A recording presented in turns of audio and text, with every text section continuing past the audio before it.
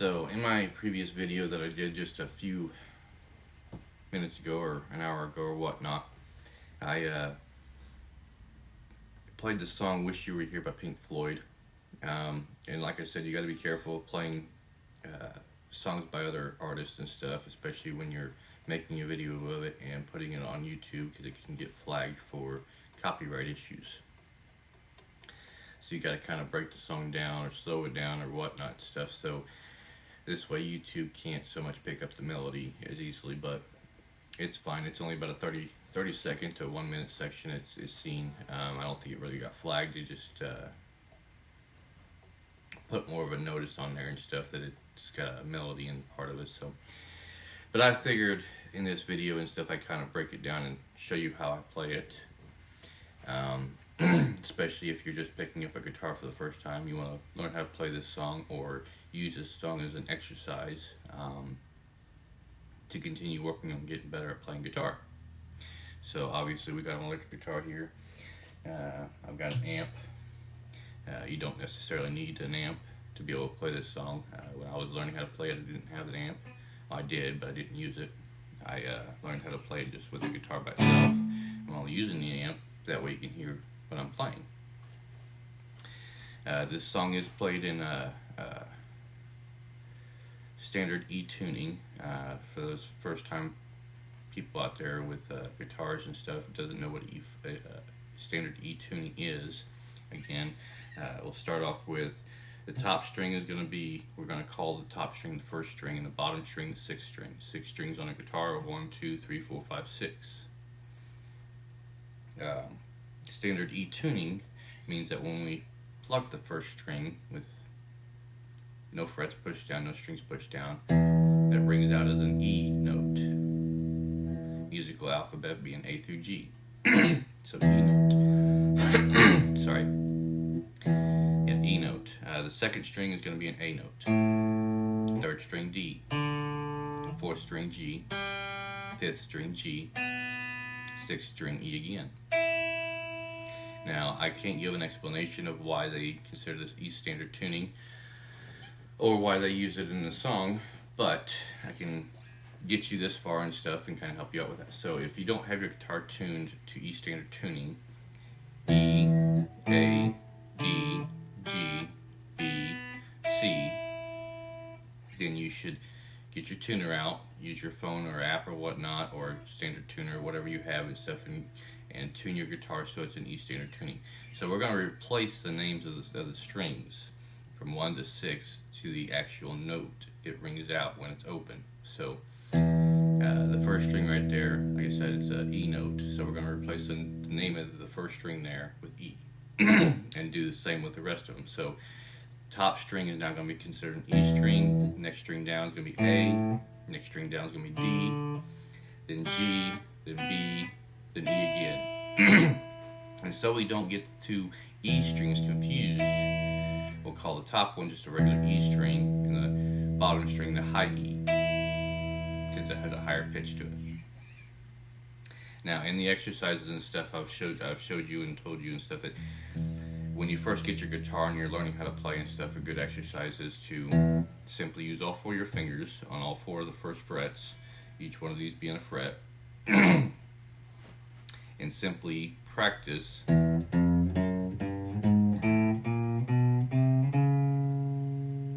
doing this sort of thing. Hit the first string, then push your first finger right there, right behind the first fret, second finger, third finger, fourth finger. So and you can go down through the strings doing the same thing. So, and as I do this, I'll go ahead and give you the names of what we're playing. So the first one's going to be E, the next note is F, then F sharp, then G, G sharp. Now in music there is also flats. Okay, I'm calling them this because we're actually going downwards. We're actually heading this way down the neck of the guitar. If you end up going this way on the guitar, then it's the opposite, it's flats. So going up, the guitar's flats. Going down, the guitar's sharps. It's basically which note came prior to it. So if it was an F and you go down one, then it's an F sharp. But if it's G and you lift that finger off and play the next note, it's actually a G flat. So in a theory, yes, there are strings on your guitar that end up having two different names. Some of them even have three different names, but we don't get that confused into it. So for now, we're just going to go E, F, F sharp, G, G sharp. And if you go backwards, it's G flat, G, A flat. The reason we're calling that an A flat is because the next note down, if you keep sliding down, is an A. So A flat, G, G flat, F, E. So E, F, F sharp, G, G sharp. And this would make it A, so that we're changing it to an A flat, G, G flat, F, E. So we're going to go through all these real quick. Just because I need to practice in the exercise myself anyway, so, and maybe in this process and stuff I can help teach you a little bit about the notes on the guitar as well. So the next string down, A string, A sharp, B, C, C sharp.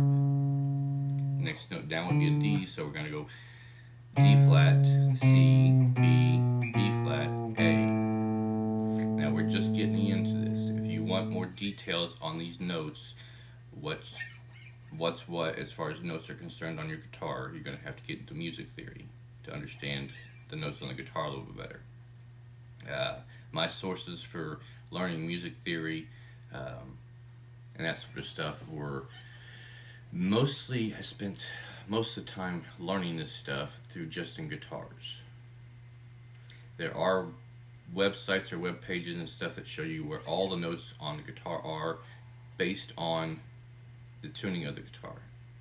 If you change the tuning of the guitar, all the notes change positions. So pay attention to the tuning first before you go to learn what the notes are on the guitar. Make sure your guitar is also tuned to whatever it is. So for this song right here, it is E standard tuning. We are also practicing E standard tuning, so E, F, F sharp, G, G sharp, A flat, G, G flat, F, E. If you end up having any questions about that, leave a comment, let me know. Or maybe find an instructor that can help you understand that better, or information on the internet somewhere to help you understand that better. On the A string, it's A sharp, B, C, C sharp, D flat, C, B, B flat, A. Next string down is a D string. D sharp, E, F, F sharp, G flat, F, E, E flat, D. Next string down, G, G sharp, A sharp, B, B, B flat, A flat, G. Next string down, B, C, C sharp, D, D sharp, E flat, D, D flat, C, B. And on the high E string, E, F, F sharp, G, G sharp, A flat, G, G flat, F, E. Now, the top string, the E string, and the high E string, the bottom string, will be very easy to remember because they're both the same. They're going to both be the same. Unless you change the tuning of the guitar, then they change. But in E standard tuning, the top string and the bottom string are both always the same. So whatever you memorize on the top string, it's going to be the same on the bottom string. Now, since we know that much, we know we use all four fingers for 4 different frets. This is where we get into the song. So you're going to place all 4 of your fingers in 4 different positions on the guitar. You're going to start here at the bottom on the 6th string. Your pinky is going to go first. Okay, we're going to go down to, let's see here, down to the 3rd fret. Pinky on the 3rd fret on the high E string. Your ring finger on the B string on the same fret. So they're going to be sitting right next to each other. So the pinky, ring finger, both on the same fret on side-by-side strings. You're going to take the middle finger, go to the next string up, skip that string, and we're going to go to, which that string is the G string, but we're going to go to the D string with our middle finger. We're going to go to the second fret. Now, when you're doing this, you got to have space so that open string that we skipped can ring out too. And if you're like me and you have fingertips that are a little fatter than normal, then you got to kind of figure out a way to maneuver your fingers so that all four of those strings can ring out.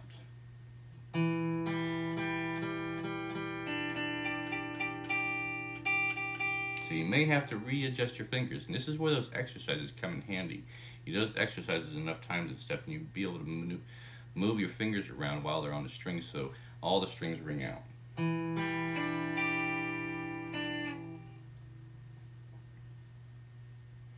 Now, you notice that my fingers are not laying down like this. If they were to lay down and stuff, then my middle finger would actually be muting this string right here, the G string. So I've got my fingers basically straight up and down as much as I possibly can off the guitar. But your first finger is going to go on the next string up from your middle finger. So we'll do this in the other direction. First finger is on the A string, second fret. Second finger is on the D string, second fret. So they're sitting right next to each other, just like the pinky and the ring finger were.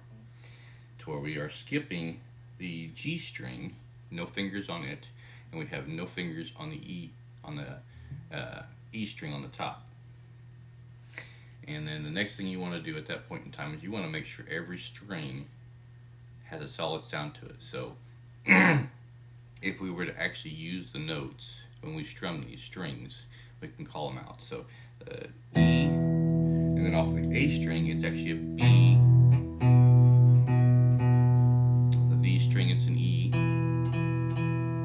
And then we got the open G. And then the next one down is that one is actually going to be a D sharp. And then a G.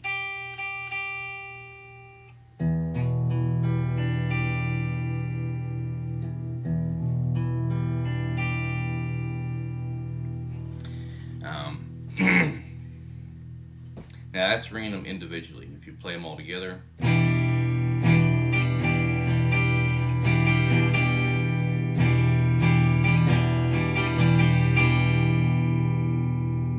it should sound like that when you play them all together. Now the reason why we have it set like this and stuff, I don't know if this actually has a chord name to it. If it did, I would say it was an E chord, but there's another name that goes with it. You'd have to actually look up this shape right here on the internet and find out what the actual name for it was.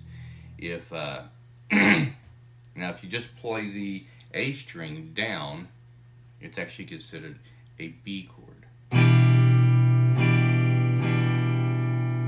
Your chords are always named by whatever note you're hitting first. So if you hit the top string, it's an E chord. Hit the A string first, it's a B chord. Hit the D string first, it's an E chord. Normally, in music theory, we'll explain this better and stuff as far as what chords are called and their sub names or whatnot and stuff. But normally, specific chords and stuff have three notes that are always being played in them. So if it's an E chord, it's normally the E. Let's see, you would skip 3 or skip 2 and go to the third note, and then, but that's also scaling. So that's where, like I said, I'm trying to remember that in my mind and stuff. But scales, knowing how to play scales and stuff really help with knowing why they're called, which chords they're called. So to get back to the song, we got our position here. First thing we're going to do is we're going to go ahead and lift that first finger up and play that open A. And then we're going to take our first finger and put it down that string, but we're not going to pluck it, so it should sound like this. It's called hammer on. Playing the A, hammering on to the B.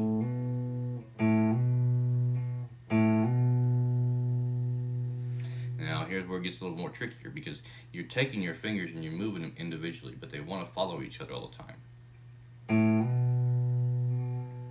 So the next note we're going to play is going to be actually a D. And then we're going to put our middle finger on there and play the E.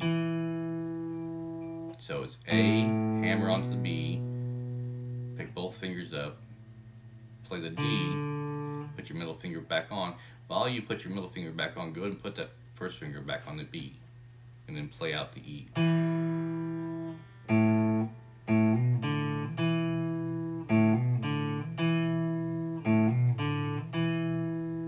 that should be the sound you get. So open A, hammer onto the B, pick both fingers up, play the D string, and then put your middle finger and first finger back on there and play that E off your, the E will be on the middle finger.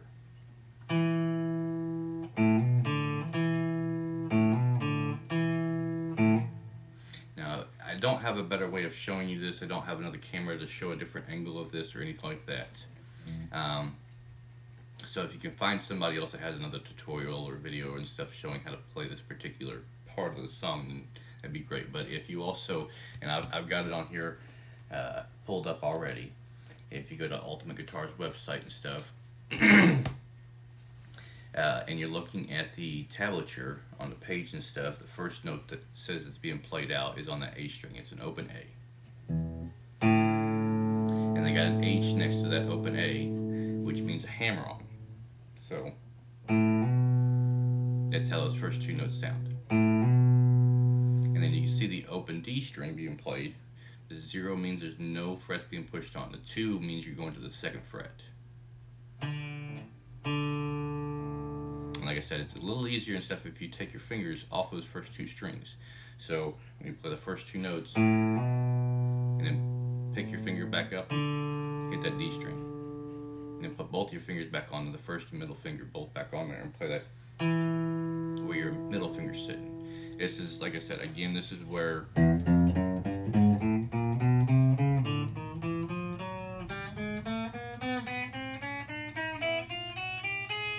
practicing this over and over and stuff will get both your hands in sync with which string is hitting which time. Eventually you'll get to the point to where you can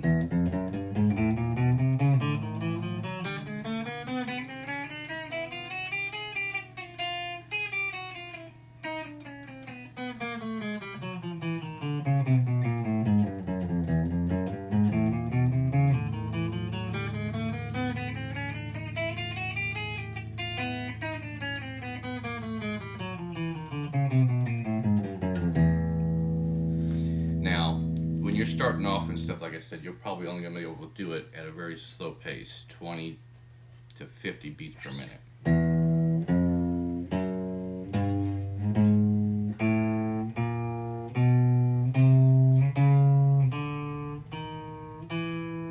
Maybe even slower than that right there. Where I'm doing it at is close to somewhere between 200 and 250 beats per minute.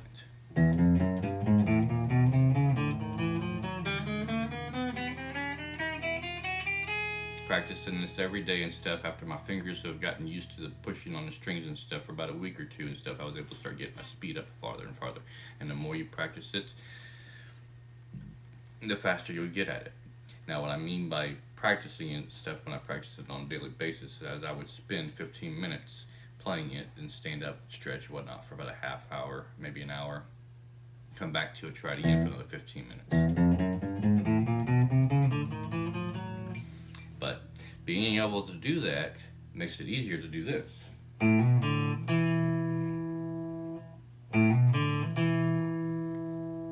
Whatever finger you're moving over here, this hand already knows what string to be on. It's just the first four notes of this song right here. Open A, hammer onto the 2nd string, let it ring out. Open D, go back onto it, pluck it in. Open A, hammer on, open D, pluck it again. From there, we're going to actually play a chord. Chord is basically a number of strings being played together. Okay, so this is where your strumming exercise can be very helpful. If you listen to the song and listen to the strumming pattern stuff and try to go along with it. But the way this song is going to sound is going to be like.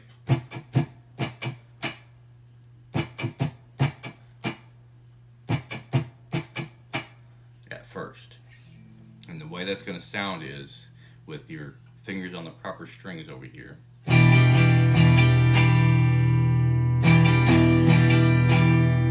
Probably took me a week or two, so you'll just get that part down. And that's just a few notes in the first song.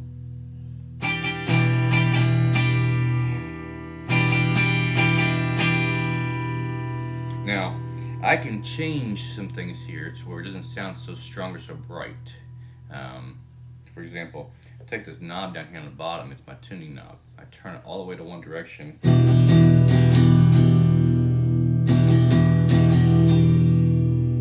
Back the other direction, it gets brighter.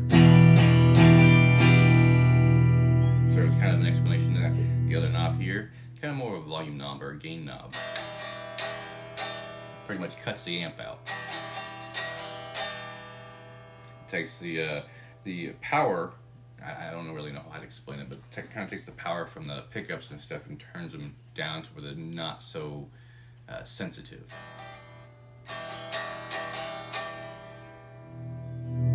I got the switch right here, so I believe this one right here in this position is strictly that pickup right there. If I turn it up one knob, it picks up both of these at the same time, and it's not as bright because it's not strictly all that one, it's divided between two, 50-50. If I pick it up one more, it's strictly that one. That one doesn't have as much pickup to it, so it doesn't have all the sensitivity to it, where this one has a lot more sensitivity to it. Take it up to the next one to where it's divided between these two. And you can't hear a whole lot of difference in that because of the volume being down. Now that one's, the farthest one up, it should be that one right there. And you may have to watch this stuff. When you go to strum, your finger may want to hit that, so you kind of have to watch it.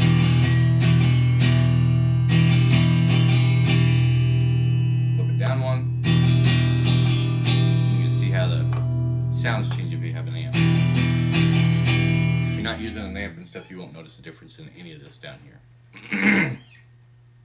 So, you can go back all the way down and stuff, and they'll use that and stuff for multiple different effects and stuff. If they want the song really bright, and they want their sound to be really crisp in the band or whatnot, or if they want to dull it out and more have it more of as a background sound. Or, I mean, it varies. It's something you kind of learn later on down the road. We're just trying to learn how to use our left hand and the right hand together. So, this is how that first part should be.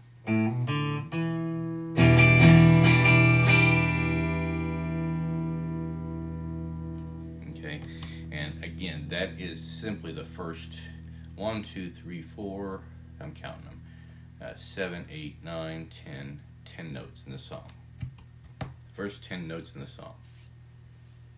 Now earlier and stuff in the last video, you pretty much see me play almost the entire thing all the way through. I'm just into the first 10 notes of the intro. And this takes a lot of practice and stuff to get used to it. So if you end up getting tired of doing this, try something else. Try to do this right here, or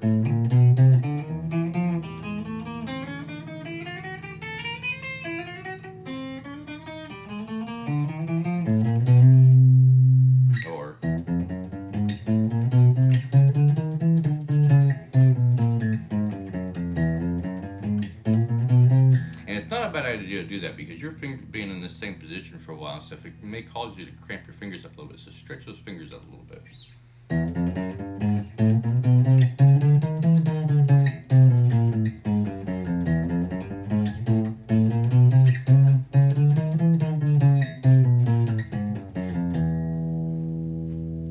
Okay, let's move on to the next part of the song. So we got this part.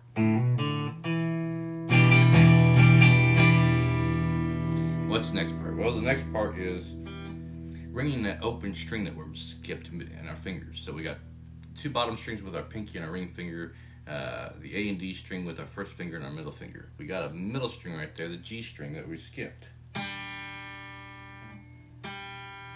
we play that and stuff, that's the 11th note in the song. And the 12th note, we're going back to that D string right there and playing the E chord because we got our finger on the E note. Trying to get my fingers in the right spots. Now, I raise my middle finger. You can raise both of them at the same time if you want to. Which I do that often when I actually play this, because the next part that we're going to go to is we're going to take these fingers and put them in different spots. These two fingers are going to be in the same spot. They're not going to move. Our first two fingers will. Our first finger is going to stay where it was. Our middle finger was on that D string on the 2nd fret. Our first finger was on the B string of the the A string of the 2nd fret as well. So they're both on the 2nd fret. First finger's on the A string, second finger's on the D string. We picked them both up. We're going to place them both back. Now you can leave your first finger there. If you can, do that.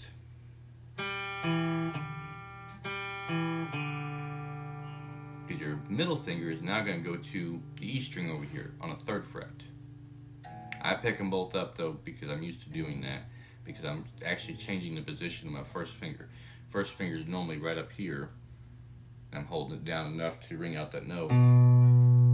But since my middle finger is moving, I got more room right there with my fingers. Big fingers. And at this point in time, we're playing the same thing we just did a minute ago. And you can notice a little bit of a difference doing that because we're adding that E string into it. And the first one, we didn't do that. So when we played this, we didn't add that E string to it. In fact, you can kind of sometimes bring, this right here is something that big guitar players do. They'll bring their thumb up here to mute that string right there. Or if you want to, you can use your first finger to just push up against it to mute it. Now I've gotten to the point to where I can actually play it without hitting that string.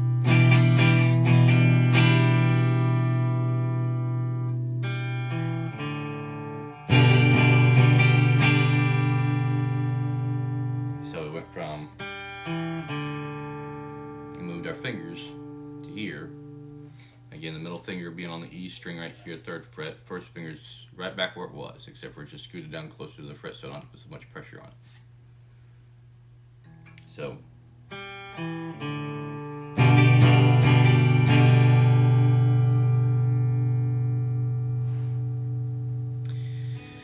So, there's a couple things you can work on right there and stuff. That should be enough for a while and stuff, because it's probably going to take you a minute to get used to that.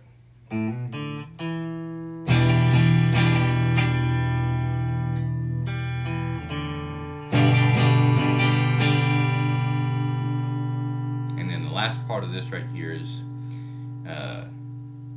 the E string we're going to hit with our middle finger still there, and then we're going to go back to the very beginning of what we did. Pick up both fingers and then press that first finger down. That's what we did in the very beginning. The only thing we added was this right here, and then so it went. That's what we did in the beginning right there.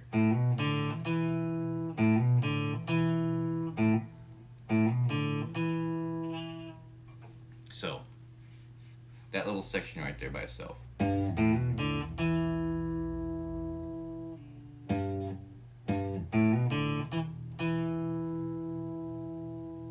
And slowing it down and stuff, there's nothing wrong with that. If you can get it to sound like this and stuff, then great. If you can't and stuff, take your time, keep working at it. Like I said, this material right here, I am looking at it right now on Ultimate Guitar. And I am showing you exactly how they have it. This is tablature right here on Ultimate Guitar. You can look at this website and stuff. If you have it at the top, it has the name of the song, who it's by. It has your tuning right there.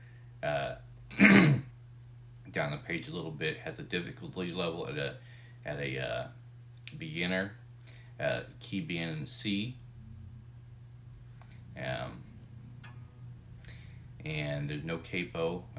We haven't got capos yet, so we're not going to deal with that right now. You can learn about capos and stuff. Just type in the word and stuff in the Google search and stuff. It'll kind of tell you what a capo is.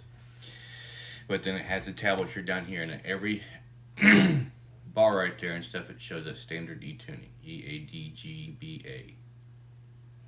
You need to use some paper and write that down to remind yourself about all that right there. Do it. I did it. I wrote a lot of this stuff down. I wrote the name of the song down, who it was by, the tuning down. I believe it even has a tempo in there too. No, I don't see tempo. Tempo kind of tells you how fast it's being played. I don't see a tempo. Tempo being the idea of using a metronome, setting it up for whatever the tempo is, whether it's 180 beats per minute or whatnot stuff. I definitely suggest slowing this down if you're a first time player at this, but overall here's what it should sound like just in that first bar right there.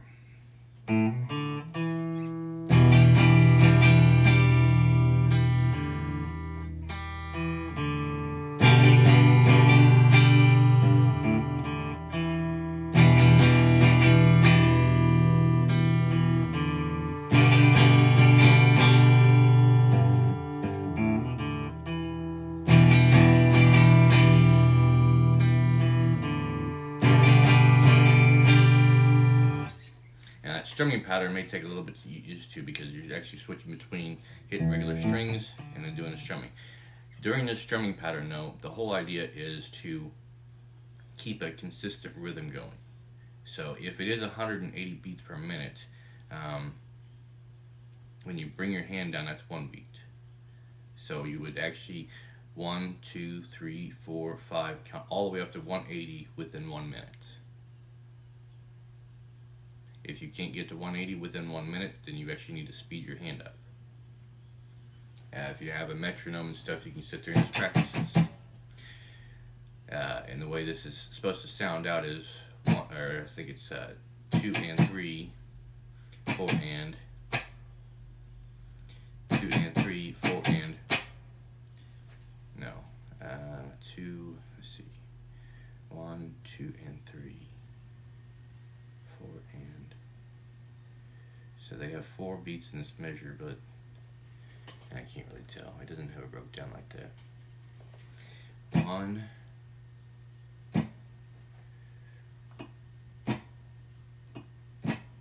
okay, so you would probably have to ask somebody else that has a little more experience, a little more knowledge about the song and stuff, how it's broken down as far as the beats are concerned. So if you have an instructor or a teacher, I would suggest asking them if you really want to know how this is broke down. I do know, though, when I play this song, I am always counting to myself in my head. 1 and 2, 1 and 2, 3 and 4. 1 and 2, 3 and 4. 1 and 2, 3 and 4. 1 and 2, 3 and 4.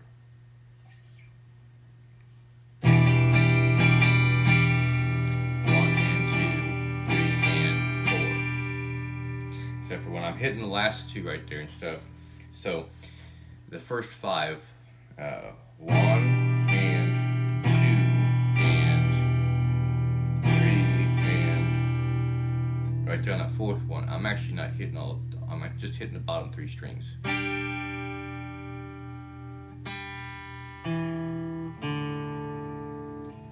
But yes, ask somebody with more experience than what I've gotten and stuff as far as that's concerned.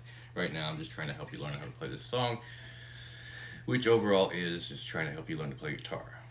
If you can get this point down and stuff or something like that on a song that you know how to play or you're familiar with and stuff, then it'll encourage you farther to keep picking it up and trying it every day until you get that. So, again.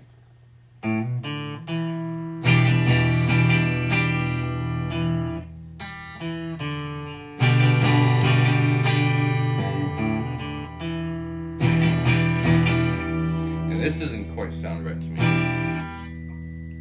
so I gotta make it a little bit of adjustment. I can hear like a thumping kind of sound in it.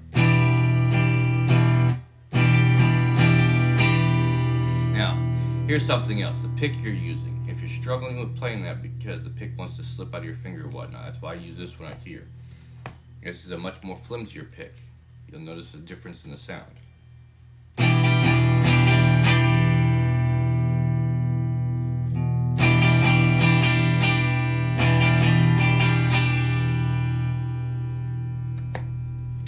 A stiffer pick.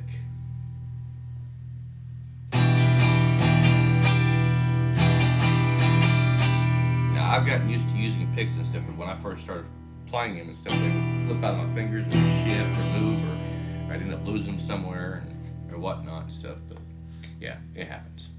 It did to me. So that's just the first part of that song right there. I'm not going to get too much farther into this and stuff. If you're a beginner and stuff, first time playing guitar and stuff, that'll take you probably about a week or two just to get that part down. Obviously, you know where my source is, ultimateguitar.com. I also had watched some of Marty Music's video tutorial on this song right here. All you gotta do is type in the name of the song and then look for Marty Music, his YouTube, and I believe he does have something on this, a tutorial on this as well. Or if you could find somebody else playing it or showing a tutorial on it and stuff. But I mean, this is just a starting point. The exercising and stuff, playing the same things over and over and stuff, it's all repetitive. But I did it myself. I couldn't. The first week, the first month, the first 2 months of me picking up my guitar playing it, I could not do that. I think it took about 2 to 3 months before I can actually play through that, and it was slow. I kept working at it and working at it and working at it until I got to the point where I could play it a lot better. I have improved my guitar playing since I first started a year ago by so much, by 10 times better than what I used to be. I still make mistakes, that's perfectly fine. I still got a lot of improvement to do because I can't play nearly as well as what some of the other players out there have been playing for years. So, if there's any questions or comments or whatnot and stuff, leave them there in the comments. If you like this video, if it was helpful and stuff, click the like button. Otherwise, I hope this is helpful, and I hope you can get somewhere with it. If you have a video on it and stuff and what you're trying to do with it, let me know. Until next video.